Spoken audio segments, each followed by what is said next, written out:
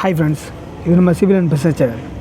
இன்றைக்கி நான் பார்க்க போகிற வீடியோ என்ன அப்படின்னா, ஒரு 28 நாள் கழித்து உள்ள க்யூரிங் எப்படி இருக்கும், அதோட காங்க்ரீட் தரம் எப்படி இருக்கும் அப்படிங்கிறத நம்ம மோஸ்ட்லி என்ன வகையான க்யூரிங் பண்ணுறோம், இது நம்ம எந்த வகையான க்யூரிங் பண்ணியிருக்கோம் அப்படிங்கிறது இந்த வீடியோவில் கொஞ்சம் டீட்டெயிலாக பார்ப்போம்.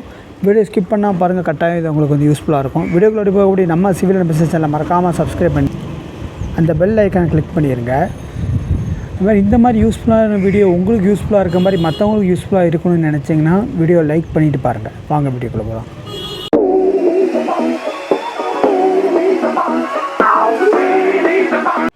இந்த ரூஃப் பார்த்திங்கன்னா ஒரு 28 நாள் க்யூரிங் ஆகிருக்கு. சரிங்களா, நம்ம மோஸ்ட்லி ஒரு 21 நாள் வைப்போம். சரிங்களா, க்யூரிங் டைம் ஒரு சைட்டுக்கு நம்ம கொடுக்குறது 21 நாள். ஆனால் ஒரு அர்ஜென்ட் சைட்டு, ரொம்ப அர்ஜெண்ட்டான சைட்டு, கொஞ்சம் வேகமாக முடிக்கணும் அப்படின்னா நம்ம கொடுக்குற டைம் 14 days. சரிங்களா, மோஸ்ட்லி நம்ம கொடுக்குற நேரம் பார்த்திங்கன்னா 21 நாள், 3 வாரங்கள், இதுதான் நம்மளோட கணக்கு. ஆனால் இந்த சைட்டில் நம்மளுக்கு பார்த்திங்கன்னா 4 வாரம் ஆயிடுச்சு. எப்படி அது 4 வாரம் ஆகிட்டு அப்படின்னா, ஒரு வாரம் மழை. சரிங்களா, நல்ல மழை. ஸோ அந்த மழைனால நம்மளுக்கு பார்த்திங்கன்னா ஒரு வாரம் நம்மளுக்கு ஒர்க்கே நடக்கலை. ஆனாலும் நம்ம தண்ணியே விடலை. சரிங்களா, அந்த ஒரு வாரத்துக்கு நம்ம தண்ணி விடலை. ஆனால் அந்த மழையில் பெஞ்ச தண்ணியிலேயே பார்த்திங்கன்னா நம்மளுக்கு பார்த்திங்கன்னா இந்த ரூஃபில் தண்ணி அந்த ஒரு வாரத்துக்கு தேவையான ஃபுல் தண்ணியும் வந்துருச்சு. ஸோ நேற்றோட 28 நாள் முடிஞ்சிருச்சு. சரிங்களா, ஸோ நேற்றோட 28 நாள் முடிஞ்ச ஒரு ரூஃப் கம்ப்ளீட்டான ஒரு சைட்டு. ஸோ இந்த 28 நாள் க்யூரிங்னால் இதோட பெனிஃபிட்டு நம்மளுக்கு எவ்வளவு, நம்மளுக்கு 21 நாள் க்யூரிங்கோடு நம்மளுக்கு கிடச்சிருக்கு அப்படின்னா, அதோட ஸ்ட்ரென்த் வைஸ் நம்மளுக்கு ஒரு 10% எக்ஸ்ட்ரா கிடச்சிருக்கு. அது நம்மளை லைவ்லையும் நம்மளால் பார்க்க முடியுது. இன்னொன்று பார்த்திங்கன்னா நம்மளுக்கு பார்த்திங்கன்னா டெக்னிக்கலாகவும் நம்மளை அது ப்ரூவ் பண்ணியிருக்கு. ஒரு 21 நாள் க்யூர் செய்யப்பட்ட காங்க்ரீட்டுக்கும் ஒரு 28 நாள் க்யூரிங் செய்யப்பட்ட காங்க்ரீட்டுக்கான வித்தியாசம் 10% அப்படிங்கிறது டெக்னிக்கலாகவும் நம்ம காலேஜ் டேஸில் நாங்கள் பண்ணியிருக்கோம். ஸோ அந்த 21 நாள் க்யூரிங்கை விட நம்மளுக்கு 28 நாள் க்யூரிங்கில் ஒரு 10% நம்மளுக்கு அதிகமான ஸ்ட்ரென்த்து கிடைக்கும். இதோட குவாலிட்டியை நீங்கள் பார்த்தாலே தெரியும், எவ்வளோ ஸ்ட்ரென்த்தான ஒரு குவாலிட்டி. ஒரு வைப்ரேஷனே இல்லை.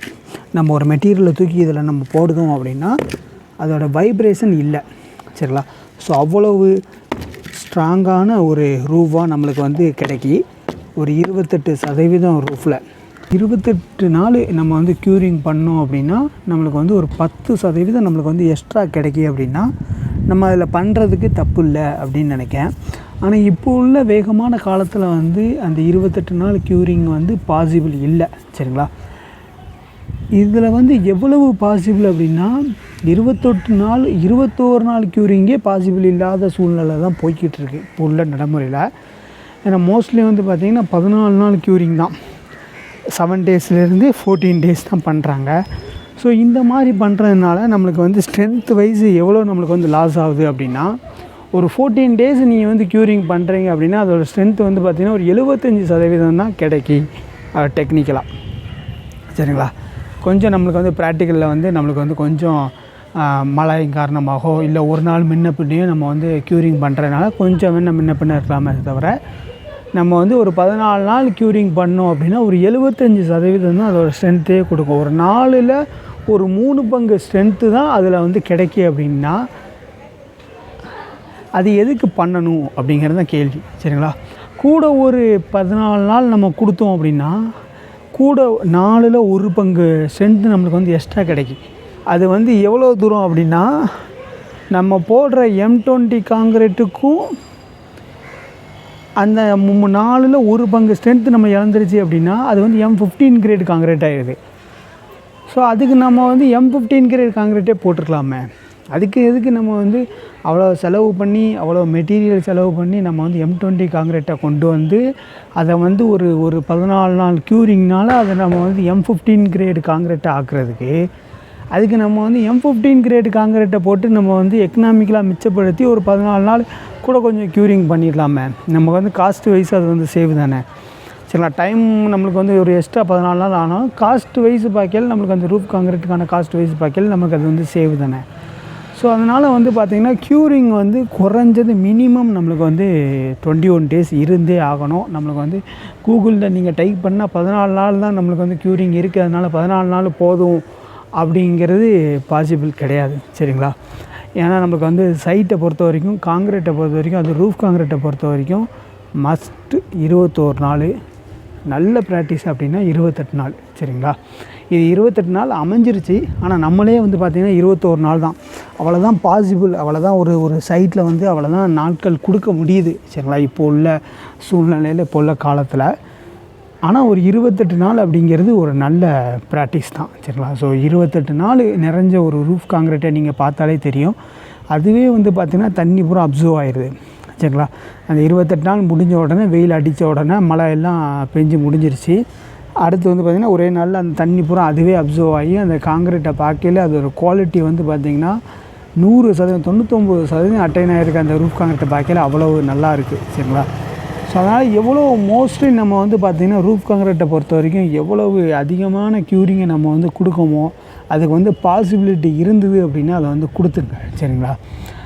ஏன்னா நம்ம வந்து டைம் இருக்குது, எனக்கு வந்து பார்த்திங்கன்னா ரொம்ப ஒன்றும் அர்ஜென்ட்லாம் இல்லை, டைம் இருக்குது அப்படின்னா 28 நாள் கொடுத்துருங்க. ஏன்னா 28 நாள் அந்த 99% அந்த முதல் 28 நாள் கொடுக்குற ஸ்ட்ரென்த் வந்து நம்ம மிச்சம் இருக்க எவ்வளோ நாளும் நம்ம அதை க்யூர் பண்ணாலும் சரி, அதை நம்ம கொண்டு வந்தாலும் சரி, அந்த ஸ்ட்ரென்த் வந்து நம்மளால் வந்து கொண்டு வர முடியாது. சரிங்களா?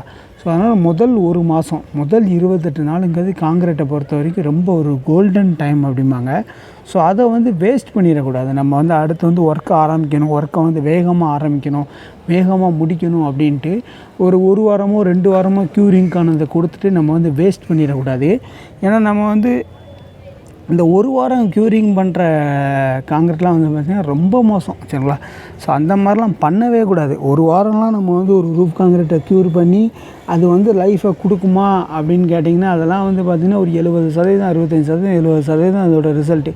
அதுக்காண்டி அது வந்து நம்ம வந்து பேட் அப்படின்னு நான் சொல்லலை. சரிங்களா? அது வந்து பார்த்திங்கன்னா அந்த 75% நம்ம கொண்டு வர்றதுக்கு நம்ம எதுக்கு அந்த காங்கிரீட்டோட ஸ்ட்ரென்த்தை வந்து நம்ம வந்து அதிகமான காங்கிரீட் போட்டதுக்கு பொழுது நீங்கள் அதை வந்து எக்கனாமிக்கலாக நீங்கள் வந்து ஒரு கிரேடை வந்து குறைச்சி போட்டே நம்ம வந்து பண்ணலாமே அப்படிங்கிறது தான் கேள்வி. சரிங்களா?